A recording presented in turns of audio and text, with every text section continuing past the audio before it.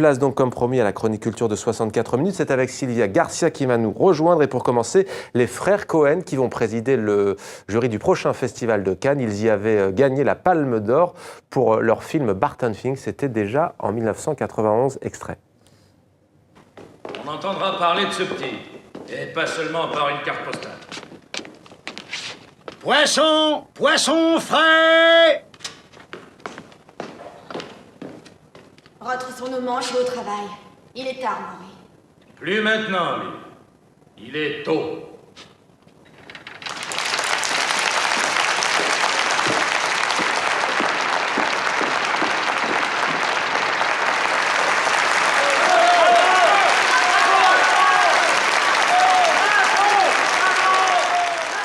Bonsoir Sylvia. Bonsoir Mohamed. Ravi de vous retrouver. La 68e édition du Festival de Cannes aura donc une présidence, allez, si on peut dire bicéphale, un duo en tout cas inséparable du cinéma et d'ailleurs souvent qualifié de réalisateur à deux têtes. Et ce sont des habitués de la croisette, réalisateurs, mais aussi producteurs, scénaristes et même monteurs. Joel et Ethan Cohen ont été récompensés à plusieurs reprises à Cannes.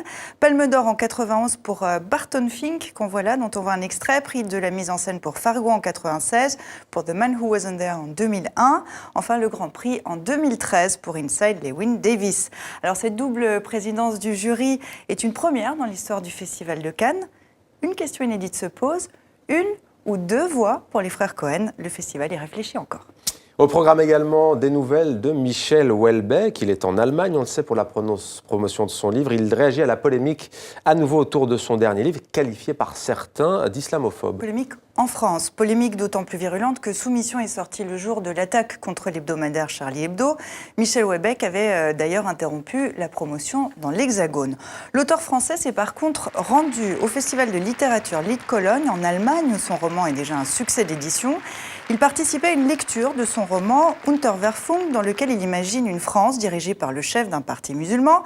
La critique allemande le soutient, y voyant par exemple une satire pleine d'humour. Mais pour sa seule intervention à l'étranger, Michel Houellebecq est revenu sur la polémique en France. Il revendique une liberté d'expression absolue. Il y a eu d'immenses manifestations en France pour soutenir Charlie Hebdo. Je n'y ai pas vraiment vu un désir d'unité nationale, mais quelque chose de plus simple, qui est que les Français sont attachés à la liberté d'expression.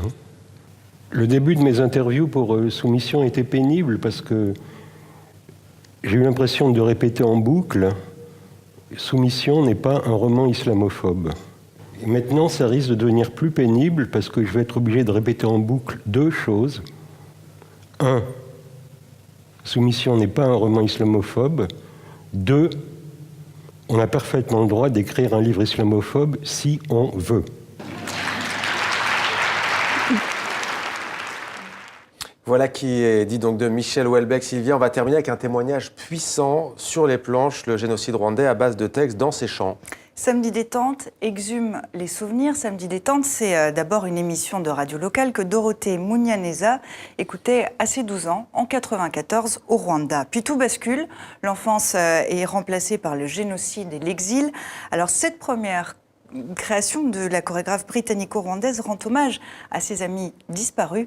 Rencontre signée Pascal Achard, Martin Van den Bosch et Lionel Perron.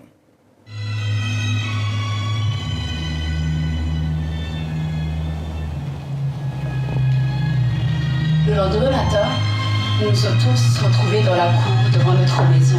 Samedi détente fait référence à une époque de 94 et même avant, des années 90, à cette émission radiophonique qu'on écoutait à l'époque avec mes amis, la famille, les voisins. Pour moi, c'est des moments très joyeux. C'était des moments d'une insouciance avec mes amis, mes cousins, mes cousines, mes frères et sœurs. La plupart de ces gens-là, de ces amis-là, sont morts pendant le génocide. Parle! Ils brandissaient leurs machettes et criaient mon père. Ce n'est pas que mon corps qui bouge sur scène. Il y a Nadia Begré, la danseuse chorégraphe ivoirienne à qui j'ai fait appel, qui a un mouvement singulier. Je pense qu'elle a réussi à toucher ce à quoi je voulais tendre, c'est-à-dire le corps vivant.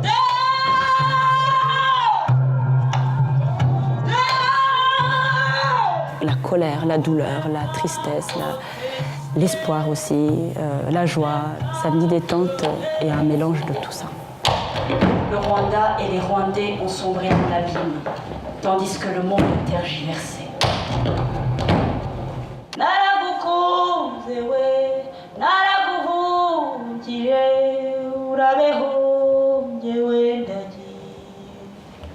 Oui.